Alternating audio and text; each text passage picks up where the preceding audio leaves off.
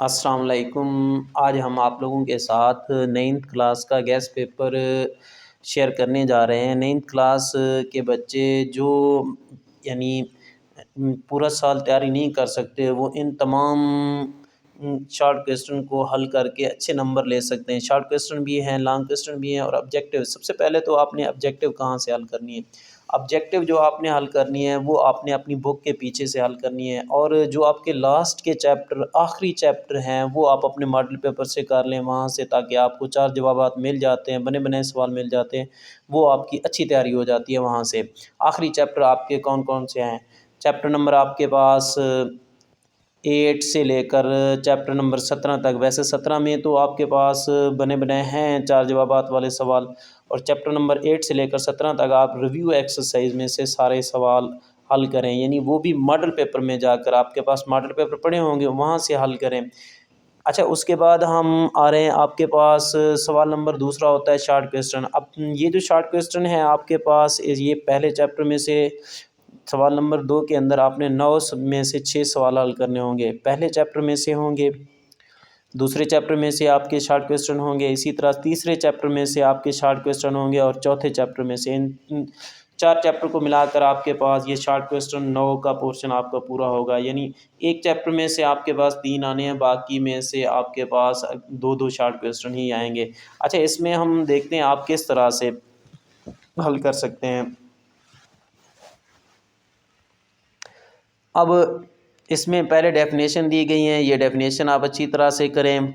उसके बाद short question दिए गए हैं, ये शॉर्ट क्वेश्चन आप देखते जाएंगे, आपको पता चलता जाएगा कौन कौन से शॉर्ट क्वेश्चन है, आपको तरीक़ाकार आता होगा। तो ये सारे के सारे शॉर्ट क्वेश्चन आप करें, इंशाल्लाह आपके अच्छे नंबर आ जाएंगे। अच्छा, इसके बाद आपके पास ये तकरीबन पहले चैप्टर के 24 शॉर्ट क्वेश्चन हैं। यहाँ पर ये आप शॉर्ट क्वेश्चन करें, ये बुक के अंदर में से शॉर्ट क्वेश्चन लिए गए हैं, रिव्यू एक्सरसाइज नहीं दी गई। ये बुक के एक्सरसाइज में से जो जो शॉर्ट क्वेश्चन बनते हैं वो दिए गए हैं। अच्छा, इसके बाद आपके दूसरे चैप्टर के शॉर्ट क्वेश्चन हैं, वो आप करें। दूसरे चैप्टर के शॉर्ट क्वेश्चन अच्छी तरह से तैयार करें इनको।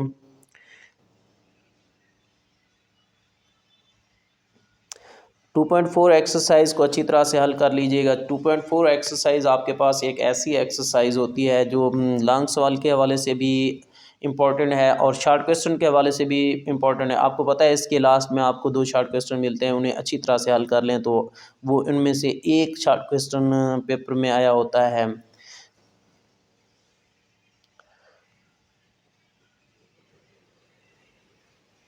इसके बाद आपके पास चैप्टर नंबर 3 शुरू हो जाता है। चैप्टर नंबर 3 के शॉर्ट क्वेश्चन आप करें अच्छी तरह से। यही सारे अगर शॉर्ट क्वेश्चन आप कर लेते हैं, आपके तकरीबन यहीं से पेपर में आते हैं। अच्छा, इसके बाद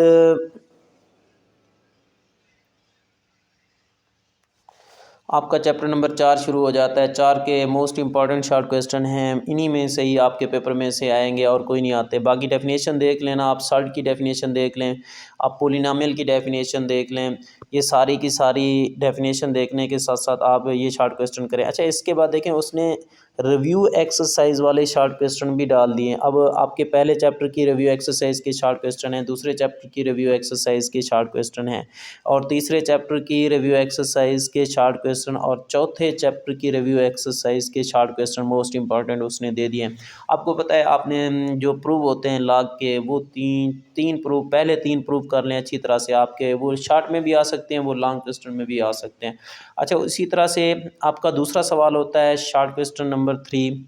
तो शॉर्ट क्वेश्चन नंबर 3 आपके पास, उसमें आपका चैप्टर नंबर 5 होगा, चैप्टर नंबर 6 होगा, चैप्टर नंबर 7 होगा और चैप्टर नंबर 8 होगा। इसमें से आपको 9 सवाल दिए जाएंगे, इन 9 में से आपने करने हैं। ये डेफिनेशन भी दी गई हैं सारी की सारी। आपकी जो व्हाट इज़ रिमाइंडर थ्योरम, ये डेफिनेशन है, ये दे रखी है उसने।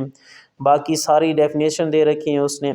अच्छा, इसके बाद आपको शॉर्ट क्वेश्चन दे रखे हैं। आपके 5वें चैप्टर में से एक आता है, छठे में से भी एक आता है, बाकी 7वें चैप्टर में से कभी कभार वो 3 भी दे देता है या 4 शॉर्ट क्वेश्चन दे देता है, और 8वें चैप्टर में से 2 शॉर्ट क्वेश्चन लाजमी आते हैं पेपर में, और इसी तरह से 9वें में से एक शॉर्ट क्वेश्चन आपका पेपर में आ जाता है। अच्छा, इसके साथ साथ आप ज़रा आगे चलें, मैं आपको डिटेल वाइज सारी चीज़ें बताता जाऊंगा। ये सारे शॉर्ट क्वेश्चन हैं, आप देखते जाएं। एलसीएम आपको निकालना आता हो फैक्टराइजेशन मेथड के थ्रू, आपको एचसीएफ निकालना आता हो। इसके बाद चैप्टर नंबर 7 है। चैप्टर नंबर 7 आपका लीनियर इक्वेशन के ऊपर है। लीनियर इक्वेशन की डेफिनेशन आनी चाहिए। एमसीक्यूज़ में भी आ जाती है कि एमसीक्यूज़ आ जाती है कि जो ग्राफ होता है लीनियर इक्वेशन का, वो आपके पास कौन सा ग्राफ होगा। वो एक स्ट्रेट लाइन ग्राफ होता है जो उस इक्वेशन के ओरिजिन में से ही पास करता है। आप स्ट्रेट लाइन ग्राफ याद रखें, इतना काफ़ी है। अच्छा, ये शॉर्ट क्वेश्चन करने के बाद आप फिर देखें, आपका सवाल नंबर 4 शुरू होने जा रहा है। सवाल नंबर 4 में आपके पास चैप्टर नंबर 9 है, चैप्टर नंबर 9, चैप्टर नंबर 10, आगे सारे चैप्टर नंबर 9 से लेकर चैप्टर नंबर 17 तक यहाँ सारे आपके शॉर्ट क्वेश्चन कवर होते हैं चौथे। इसमें से भी 9 में से 6 करने हैं।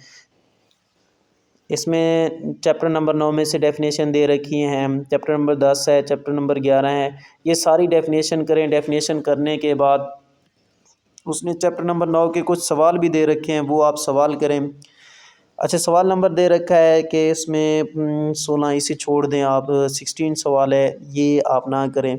मैं आपको पहले भी शायद बता चुका हूँ कि आप चैप्टर नंबर 9 में से 9.1, 9.3 के शॉर्ट क्वेश्चन कर लें। 9.1 में से सवाल नंबर आपका पहला और 9.3 में से आपका पहला सवाल नंबर करें। ये आप कर लें, इतना ही काफ़ी है। अच्छा, उसके बाद आपके पास चैप्टर नंबर 11 में से आ जाती है डेफिनेशन आ जाती है। पैरेललोग्राम है, डिफाइन रेशियो है, डिफाइन प्रोपोर्शन है। ये 14 चैप्टर में से हैं, रेशियो प्रोपोर्शन वाली। ये सारी डेफिनेशन करें, इनके डायग्राम बनाएं। Similar triangle and congruent triangle, ये सारी आप करें। जैसे सिमिलर ट्राइएंगल, आपको मिसाल ही देता जाऊँ। सिमिलर ट्राइएंगल ऐसी ट्राइएंगल जो शेप में एक जैसी होती हैं और वो एरिया के लिहाज से भी एक जैसी होती हैं। अब बल्कि नहीं, सिमिलर ट्राइएंगल आपके same shape but different area होता है। जैसे मुर्गी के अंडे की बात कर लें आप, ठीक है भाई। और congruent triangle same shape same size के अंदर होती हैं, ये ख्याल कीजिएगा। थोड़ी मिस्टेक हो गई है, आप जहन के अंदर रखें। डिफाइन ट्राइएंगुलर रीजन, ये चैप्टर नंबर 16 है। 15 में से उसने डिफाइन पाइथागोरस थ्योरम दिया है और इसकी 15 एक्सरसाइज के पहले सवाल कर लेना आप। Pythagoras theorem, converse Pythagoras theorem. अच्छा, उसके बाद आपके पास भाई चैप्टर नंबर 14 में से ये आया हुआ है सवाल 35, इसे छोड़ दीजिए, ये आप चेस में आ जाते हैं, ऐसे सवाल छोड़ दें। और इसके बाद आपके पास सवाल नंबर 36 है। ये चैप्टर नंबर 13 में से आपको बताना है कि ये मुसल्लस के अज़ला की साइड्स हैं या नहीं हैं। 17 है, इसी तरह से आपको वेरीफाई करना है।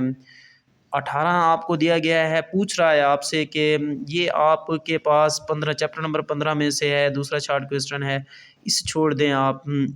बाकी आपके पास ये पाइथागोरस थ्योरम के थ्रू इस शक्ल का आप मालूम करें, तीसरी साइड मालूम करें।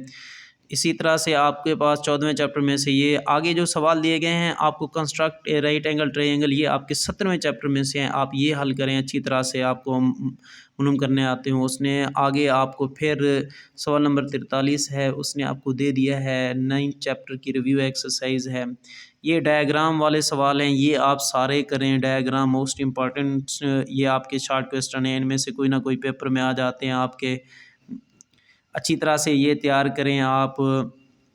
ये सारी की सारी डायग्राम उसने एक ही साथ दे दी हैं और आपके पास इन्हीं में से ही पेपर में से आते हैं। ये आपके पास सारे के सारे आप अच्छी तरह से तैयार कर लेना।